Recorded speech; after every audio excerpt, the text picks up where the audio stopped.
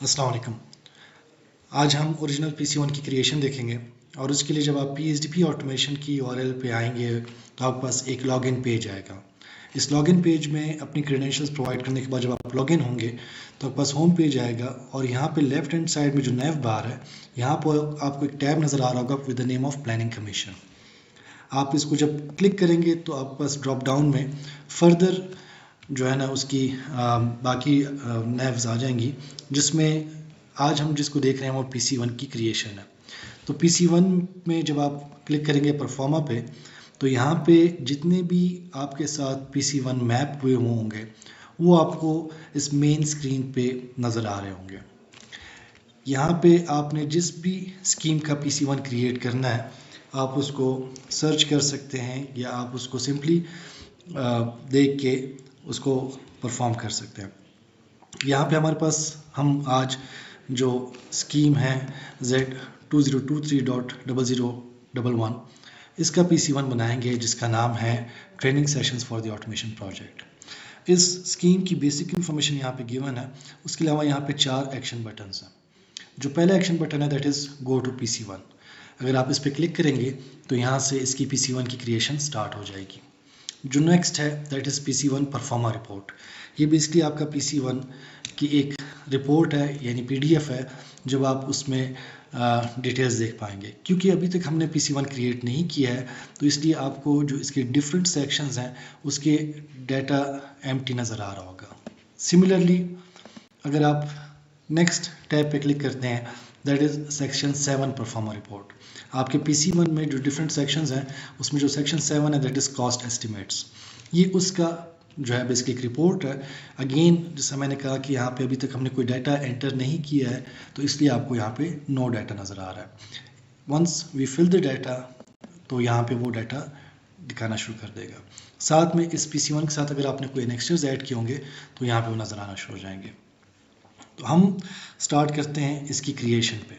इसकी क्रिएशन के लिए आपको गो टू PC1 पे क्लिक करना होगा।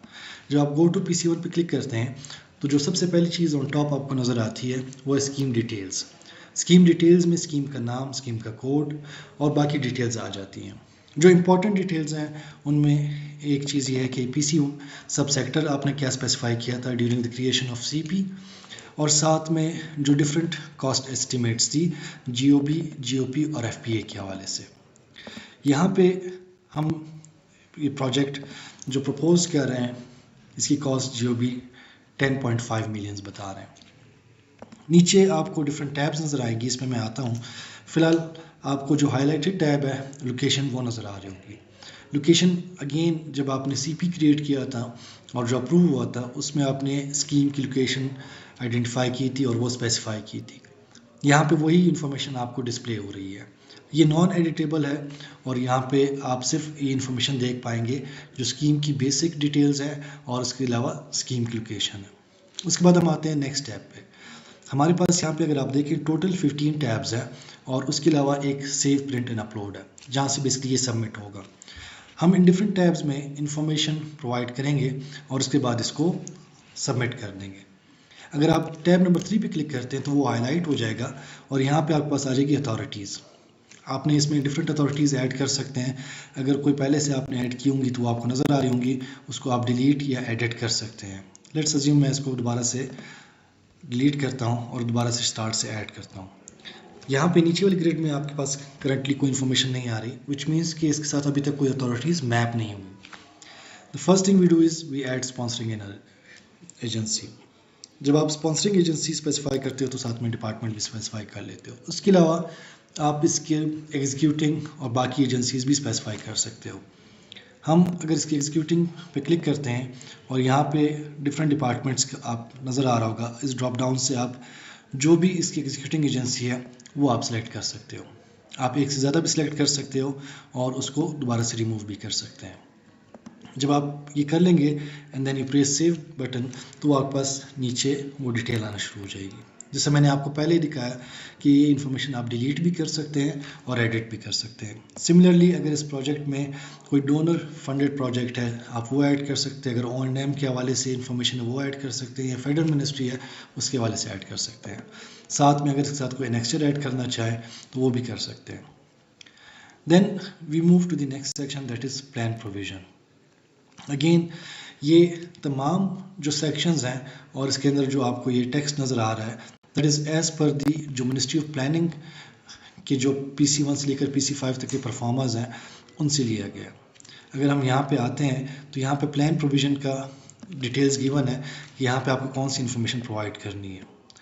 सिमिलरली जब आप यहाँ पे वही चीज़ इन्फॉर्मेशन टाइप करेंगे या आपके पास अगर ऑलरेडी वो रिटर्न में मौजूद है तो यहाँ से आप उसको कॉपी पेस्ट कर देंगे।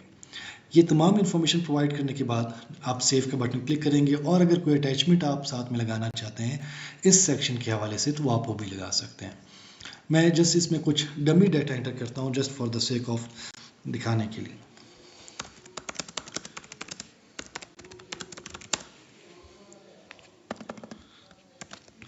Similarly, next section,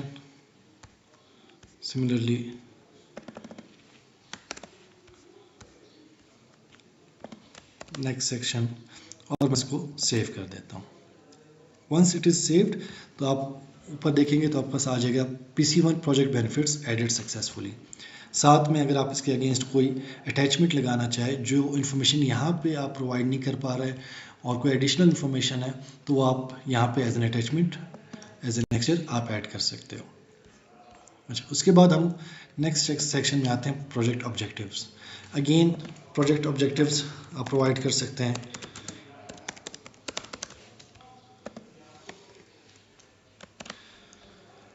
और उसको आप सेव कर सकते हैं। जैसे ही आप कोई भी एक पर्टिकुलर इसका ऑब्जेक्टिव ऐड करेंगे तो आपके पास नीचे जो ग्रिड है उसमें वो ऐड नज़र आएगा।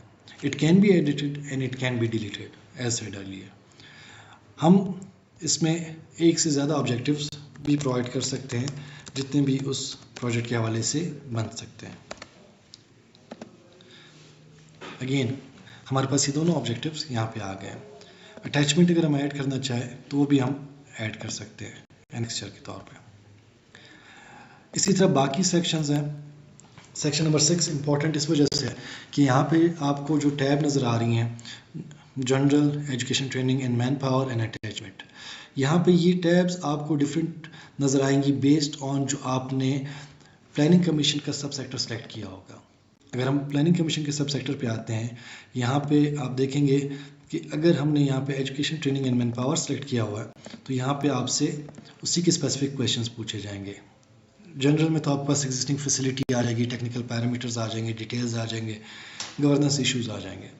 सिमिलरली अगर आप इस टैब पे क्लिक करते हैं तो ये वही इंफॉर्मेशन है, give student teacher ratio for the project and national average for the propose level education, ये वही सारे क्वेश्चंस आ जाएंगे जो कि प्लानिंग कमीशन के परफॉर्मा में है।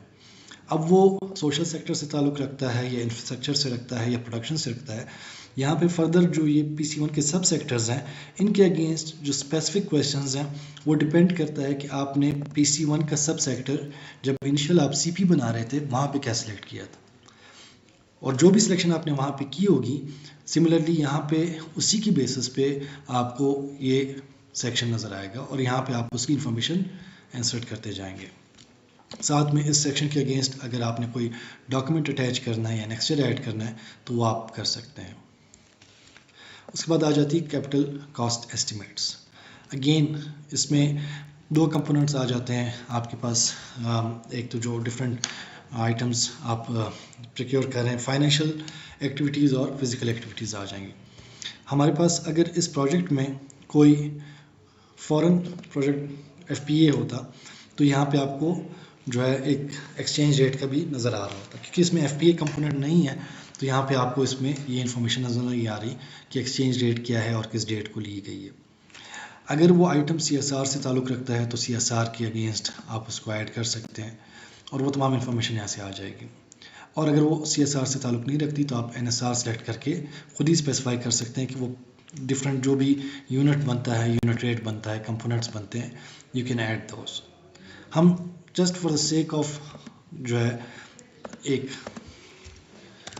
एग्ज़ाम्पल इसमें हम एक NSR आइटम ऐड करते हैं और साथ में एक CSR आइटम ऐड करते हैं।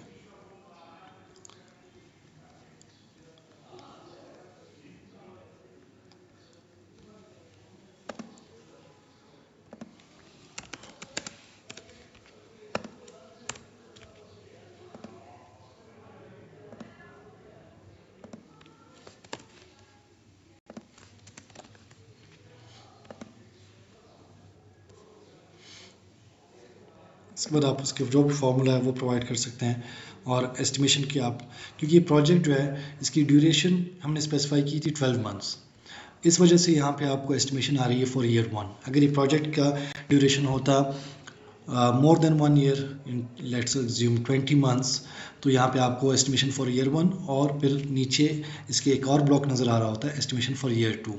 सिमिलरली डिपेंडिंग अपॉन कि वो प्रोजेक्ट कितनी ड्यूरेशन का है, यहाँ पे वो नंबर ऑफ ब्लॉक्स ऑटोमेटिकली आपके पास आ जाते हैं।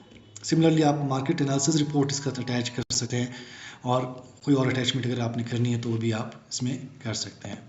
जो भी इंफॉर्मेशन आप प्रोवाइड करेंगे वो यहाँ पे आ जाएगी। मार्केट एनालिसिस रिपोर्ट यहाँ पे ऐड करना मस्ट है, तो इस वजह से हम इसको ऐड करते हैं और इसको सेव करते हैं। अच्छा, हम यहाँ पे आते हैं यूनिट रेट इज दिस, हमारे पास टोटल क्वांटिटी इतनी है और अगर हम इसको देखें तो हम कह रहे हैं कि यार ईयर 1 में ही हम सारा लोकल कंपोनेंट के अंदर इसकी क्वांटिटी ले रहे हैं। जैसे ही आप ऐड करेंगे तो आपके पास इसकी फिजिकल एक्टिविटीज़ और फाइनेंशियल फेजिंग ऑटोमेटिकली आ जाएगी। इसी तरह से हम एक और आइटम इसके अंदर ऐड करते हैं, CSR आइटम।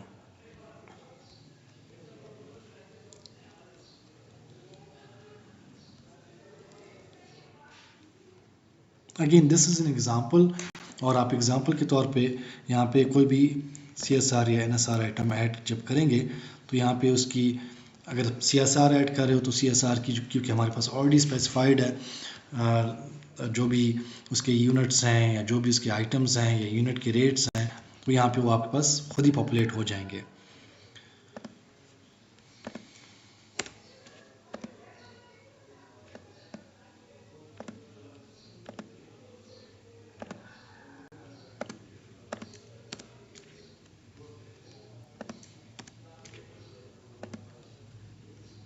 तो हमारे पास एक CSR आइटम और एक NSR आइटम इसके अंदर ऐड हो गया, और अगर आप देख सकते हैं तो इसकी फ़िज़िकल और फाइनेंशियल फेजिंग दोनों के हवाले से यहाँ पे इंफॉर्मेशन आ गई है।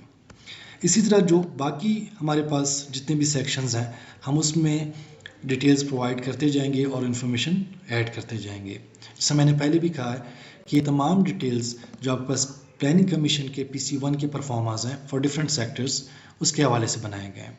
उन सेक्शंस के अंदर आपने क्या इन्फॉर्मेशन रखनी है, ये तमाम चीज़ें यहाँ पे उसकी अवेलेबल है डिस्क्रिप्शन। और अगेन यहाँ पे आप एनुअल कॉस्ट अगर प्रोवाइड करना चाहते हैं और डिमांड सप्लाई एनालिसिस, तो ये तमाम चीज़ें आप यहाँ से प्रोवाइड कर सकते हैं। फाइनेंशियल प्लानिंग आ गई, प्रोजेक्ट बेनिफिट्स आ गए, जिसमें economic, social, environmental, financial analysis, ये तमाम डिटेल्स आपके पास आ जाएगी। और अगर कोई अटैचमेंट होगी तो वो भी आप ऐड कर सकते हैं। इम्प्लीमेंटेशन स्केड्यूल आ जाएगा, man power management, project decisions, और जो 15 टैब है that is the certificate. Certificate is basically कि प्रोजेक्ट प्रिपेयर किसने किया है, चेक किसने किया है, अप्रूव किसने किया है, रिकमेंड किसने किया है।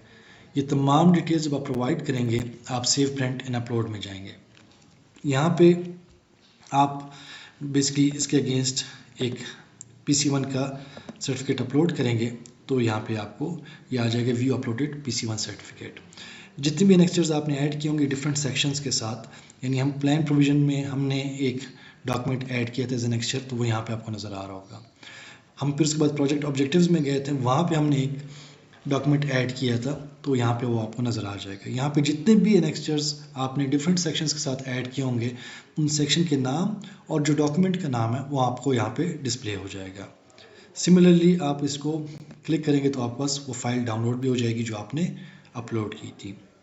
उसके बाद आप सेव, प्रिंट एंड अपलोड पे दोबारा आते हैं तो आप फाइनलाइज PC1 पे क्लिक करते हैं।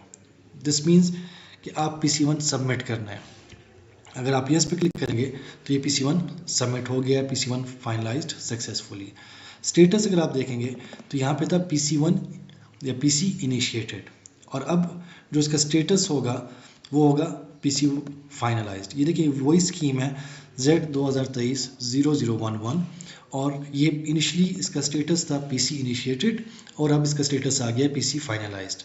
साथ में एक और डिफरेंस ये है कि आपको अब ये एडिट का बटन नज़र नहीं आ रहा होगा क्योंकि ये सबमिट हो गया है to the forum for further decision on it.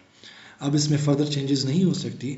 आप अगर व्यू करना चाहें इसकी PC1 की परफॉर्मा रिपोर्ट, तो आप इस पर जब क्लिक करेंगे तो अब क्योंकि हमने कुछ सेक्शंस में कुछ बेसिक इन्फॉर्मेशन डाली थी वो आपको यहाँ नज़र आना शुरू हो जाएगी। जैसे हमने प्लान में कहा था कि this is dummy data, warrant आ गया, एलोकेशंस आ गई, आप पास ये ऑब्जेक्टिव्स आ गए, और जिन जिन सेक्शंस में आपने इन्फॉर्मेशन डाली होगी वो ऐड की होगी वो आपको यहाँ पे डिस्प्ले होके नज़र आ रही होगी। सिमिलरली अगर हम नेक्स्ट स्टेप पे क्लिक करते हैं सेक्शन 7 का परफॉर्मा रिपोर्ट, तो ये उसके जो हमने आइटम्स ऐड किए थे उस आइटम्स के हवाले से हमें वो इन्फॉर्मेशन दिखाएगा। यहाँ पे आपके पास जो फर्स्ट आइटम था वो हमारे पास बेसिकली अगेन ICT इक्विपमेंट, एक CSR आइटम था और एक NSR आइटम था। वो दोनों चीज़ें आपको दिखा रहा है, और जो भी उसकी आपने कॉस्ट एस्टिमेट्स की थी उसकी रिपोर्ट यहाँ पे आपको नज़र आएगी। तीसरी चीज़ जो आपको नज़र आएगी वो है नेक्स्चर्स। इसका जितने भी नेक्स्चर्स हमने ऐड किए हैं वो आपको नज़र आ रहा है। एंड फाइनली जो आपने सर्टिफिकेट क्रिएट करके ऐड किया था वो आपको नज़र आ रहा है। ये सर्टिफिकेट्स आपके पास यहाँ पे नज़र आना शुरू हो जाएंगे। This PC cannot be now edited until unless forum इस पे डिसीजन नहीं लेते हैं। अगर forum डिसीजन लेता है अप्रूव का, तो अगेन यहाँ पे आपका स्टेटस आ जाएगा PC अप्रूव्ड। अगर वो इसको डेफर करते हैं तो यहाँ पे आपके पास PC डेफर्ड का स्टेटस आ जाएगा, या फिर अगर वो आपसे फर्दर अपडेट रिक्वायर कर रहे हैं तो यहाँ पे आपके पास अपडेट रिक्वायर्ड का स्टेटस आ जाएगा, और साथ में एडिट का बटन इनेबल हो जाएगा, जिसका मतलब ये है कि आप दोबारा उसमें चेंजेस कर सकते हैं। तो ये था PC1 के हवाले से कि आप जब एक ओरिजिनल PC1 क्रिएट करते हैं नॉर्मल, तो उसका प्रोसेस क्या है। Thank you.